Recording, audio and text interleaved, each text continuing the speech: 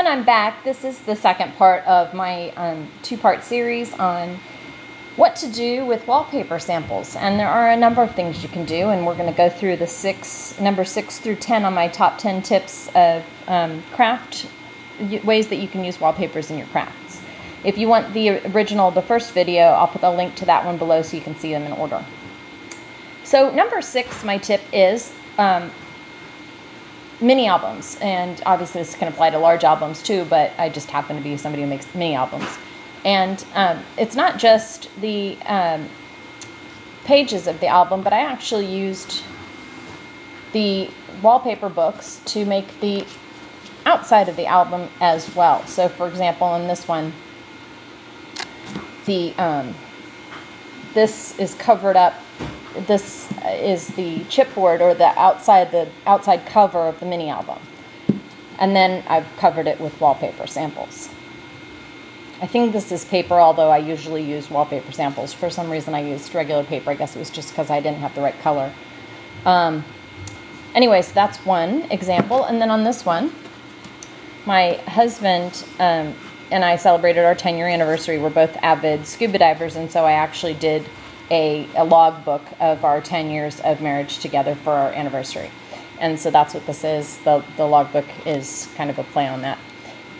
And the reason I'm showing you this, first of all, the outside, this is wallpaper. You can see it's beautiful texture, like a natural fiber paper. And then inside, and this is I made this about 2 years ago, so and I did it as a sort of a quickie one, but it's following Laura Dennison's, one of her envelope mini album designs. And anyway, just wanted to show you because it's a good example of all the wallpapers that are in here that I've used. Almost everything in here is wallpaper, with the exception of the tags, like the sparkly tags. I think those are just regular paper, but the ones that are like this one, that's actually made of grass cloth, so that's wallpaper sample. Put that back in there. And then, and what's great about it, so there's good and bad, right? So the good part is that they're they're durable, they're easy to punch, they're very durable, but and you can actually, they're very forgiving. So if you make a mistake, it's easy to fix the mistake. You can either clean it up with usually just a little bit of a damp cloth or a baby wipe. But if I would say the only negative would be that you actually have to use permanent ink on them, otherwise you can't get the ink to stay. So what I did is I actually used envelopes for the pages behind, and then covered the area with decorative papers, and that way I could ink the edges if I wanted to do that. However, if you do still want to ink the edges of something and don't want to use envelopes, I've done that as well, and the way I do that is just to use a permanent ink, so like a Ranger archival ink or something. So I'm just going to take you through this quickly because this is not about the mini album, it's really about the wallpaper. But as you can see, what's wonderful is in a wallpaper book you get a number of coordinating papers together, so it's just like when you buy a pack of papers at your local craft store for a lot of money, by the way. This is a great way to have those coordinating papers together. Again, the good side is that they're coordinating papers. The downside is that you do have a limited number of each one, but I guess that's probably true of our paper stacks as well. So anyway, that takes me through to the end of that album. So again, tip number 6, mini albums and mini album covers. Wonderful, wonderful thing to use wallpapers for. So we're ready for tip number 7 on what you can do with wallpaper. And on this tip, it's about stencils and masks. So because a lot of wallpaper samples are plastified on the outside, it's easy to use them and cut them out with your punches. For example, on this particular one, I've just used EK Success or Martha Stewart punches to, and that's around the page punch. So is this one. And then this is just a ribbon punch. Just used those to punch through it, and then you have kind of a plastified top, and then the bottom is, of course, paper. Now on these two examples. Actually did this so that you could see it with this ugly tape. I don't normally use USPS supplies for something like this. I only use them if they're recycled. So in this example, though, just to show you that I was using tape on the back of it, what I did is I put that on before I punched, and then I have a completely impermeable, water impermeable stencil. And then I can use that over and over again without any problem. So that's one example. If you don't want to use the tape, or if the tape sticks, and sometimes it does, it depends whether you use like a die or whether you use a punch, you can always just use this as it is, just punch through the plastified wallpaper, and then like use something such as, and you can actually use this for either example, just like a spray adhesive on the back, and that usually maintains a good enough seal that you can use that little stencil a few times. So definitely works, depends on how sturdy and durable you need it to be. So if you're doing something like mixed media art, like a tag like this, and just need a quick stencil, that's a great way to make one really quickly, get exactly what you need, use it, and then either throw it away, or if you want to use them long term, then I've made a bunch of them. I took almost all my edge punches and made them into masks and dies. So that's your tip number 7. Before I go on to tip number 8, there's one thing I forgot to mention about the stencils and masks. On the back of your wallpaper samples, there will be some information about, the like vinyl protected or something like that. It says scrubbable, strippable. That information tells you whether that's a good candidate for making a stencil with that particular wallpaper sample or not. So I just wanted to mention that as well. All right, and tip number 8 on things you can do with wallpaper are die cuts. And I do a lot of die cuts. And what you see in front of you is, I think with very little exception, almost exclusively made out of wallpaper samples. So if you have a cutting machine, and I'll tell you that I don't know how it is, I've used the original Craft Robo or Wishblade, and I still have that one because it cuts out with the registration marks, so you can cut something out that you've printed. So I keep it, but it doesn't cut very thick. And I bought the, I think it's equivalent to like the Pazzles. It's a pretty, it's like an industrial strength for vinyl cutting machine. And it's quite wonderful. I have to say, I really do like it. It's got its limitations. They all have their positives and negatives. But in terms of cutting through wallpaper, it certainly does almost everything. Now, I did not design these things. Most of them are things that I downloaded from the internet. And there's lots of sites that give you free access to, templates and things. Like most of the letters and things I've done myself.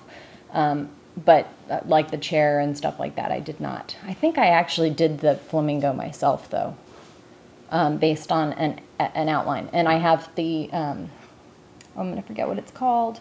It's the software that comes with the Pazzles. It's the scrapbooking fun software. Anyway, I'll write down the name of it. Sorry about that. It's a Canadian company that makes both the machine and the software. Anyway, these are just some examples of things that I've cut out, and I'm sure you guys can all appreciate how much money you save with dies if you can actually cut them out and have the texture. I mean, that's the thing that's really amazing about using wallpaper, is that you get the texture with it too. It's not just, it's not just Love a Turtle. It's a Love a Turtle with some sparkles on it. And anyway, that's what I love about using wallpaper for die cuts. Again, if you want any additional information about this, just leave me a comment, and I'd be happy to do a more in-depth bit on just this. But that takes us to the end of tip number 8 and on tip number 9, which is home decorating projects.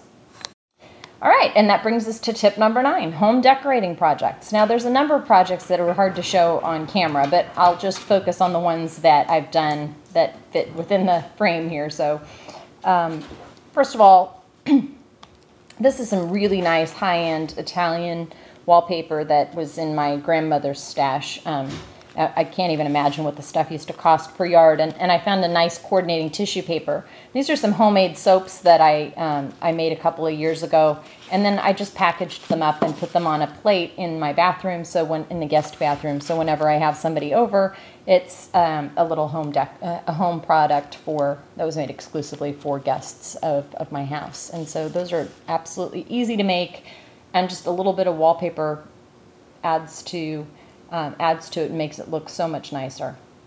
So again, packaging. The second one is in my living room above the doorway. I had been looking for an idea on how to decorate kind of around the trim of the door. It was pretty boring, and it's kind of a wide, long doorway. So I had a number of these elephants in a series of papers, and then some of the grass cloth, which you see in the back. And this is actually a plastified grass cloth, which makes it really easy to use for home decorating. And then the little ones, of course. And I had about 10 of the little ones, and I think about 4 of the large ones. And what I ended up doing is literally just, fussy cutting them out, as you can see, and then cutting a little background for them, which works really well out of the same kind of material, but in a coordinating color, which obviously came in the same packet. And then mounting them on yet a third piece of wallpaper on these little foam blocks. And so putting those up around the doorway, and obviously the room is done in kind of an Asian tropical style, so it really went well with it. But again, super easy, nice way to decorate. I mean, you can imagine what you would pay for these in a store. And if you wanted to take it a step further, and I actually haven't mounted a couple of them yet. The other thing that you could do to help protect them and give them some more longevity is to actually put a coat of varnish over the top of them, and that would actually make them last a little bit longer. But super, super easy, and you can imagine doing this on tables in my bedroom. Actually, it's the guest bedroom.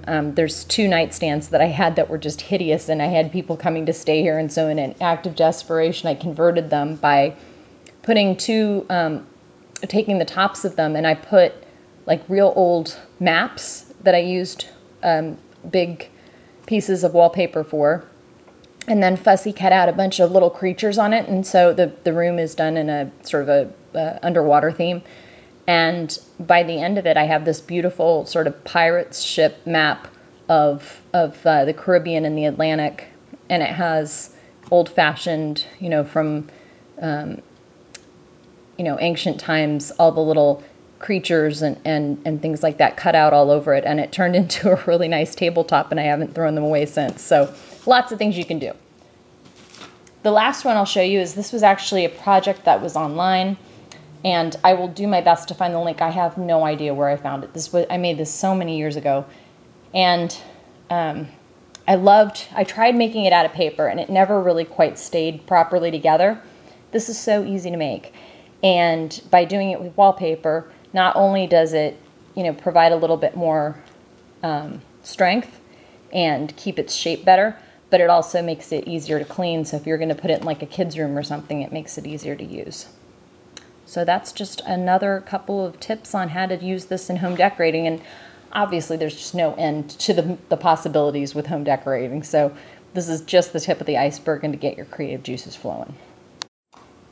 I have one more quick decorator tip that I wanted to share with you before I go. I can't believe it was staring me in the face, and I completely forgot all about it because it's right in front of me every day. On my craft table, I keep my little markers in this, and I'm sure there's been videos on how to make this, so I'm not going to go into great detail, but basically what it is PVC pipe that's covered in, yep, you guessed it, wallpaper. So anyway, I made the little caps on the end so that it's closed off on the end, and then I just used some raffia, but it's actually like a plastic raffia, so it's a little stronger, and wrapped it around it to make it look like it's bamboo. And then that's where I keep my little Marvy markers. So that's it. Last tip. Thanks very much. Bye. All right, and so my final tip, and something also just to leave you with, and this is another one of these cases where I'm going to just give you sort of the tip of the iceberg. You guys are going to go explore all the creative possibilities, but hopefully this will give you some ideas to get your creative juices flowing. packaging and party favors and giveaways and things like that, that is something that I make with this stuff all the time. I've made gift bags for bachelorette parties. I've done all kinds of things with wallpaper, and they always turn out fabulous. And one of the best things to do with it is when you use your cutting machine and you're doing real delicate cutouts of things like, script writing, for example, that is wallpaper is a wonderful thing to use for that because it's very hard to rip. So if you can get something that's a little bit thicker, it really does hold its shape better, and it's a lot more durable. And so I use it a lot for, creating a script and then putting a little background, an automatic outline of it behind it. And that works super, super well. The only thing that you need to keep into consideration, and I think I mentioned this in the envelope series, and that is that you have to use adhesives that are appropriate for something that's impermeable. So make sure that you're using a good high-end adhesive. One of the ones that I use a lot is like Aleene's, I think that's how she pronounces it. I don't know how to pronounce that. I think it's Aleene's. The quick dry tacky glue works wonderfully, and of course Glossy Accents works, and then there's a number of stuff on the market that works. Just keep in mind that, and I've actually even used just decoupage glue, and it works fine too if you do it properly. So let me just show you quickly this box. I actually made this for a little gift pack. Somebody who was sick in the hospital, I had sent this to all of her friends and asked them to go and visit her. And the theme was like an Alice in Wonderland. She loves Alice in Wonderland. And so I had made some Florida key lime cookies that went inside, and then there was a thing of tea, and it said you're invited to a tea party at Alice's house. And this little box went out to everybody who was invited. And so each of them was supposed to make a reservation to go down to see her at the hospital. So at least, that way we got people to come on all different days instead of everybody just showing up on holidays. So that was one idea. And then another one was we had a party for a friend that was I don't mean to make it sad, but it was for remembering somebody special. And what we actually did is handed these out to everybody at the party, and on the back of it were little cards that were things that reminded us of the person. And so everybody got one, and it was really probably the biggest hit I've ever had at a giveaway. Everybody was really touched, and these actually stand up. It's been sitting in a drawer for a long time, but they stand up. And even this is wallpaper, all of it, 150% wallpaper here. So again, just no limit to what you can do with wallpaper samples. And again, almost free. So that is my top, it concludes number 9 for, that concludes number 10 for my top 10 tips for what you can do with wallpaper. There's obviously a number of things that, I could go into a lot more detail on. Again, if you want more information about any one of these projects, or if you want me to do a tutorial on any of them, please just either leave feedback in the comments or send me a note on YouTube. I'm Florida Crafter on YouTube, so thanks for watching, and look forward to your comments and to all the projects that you guys do with wallpaper. Please make sure you share them. Thanks.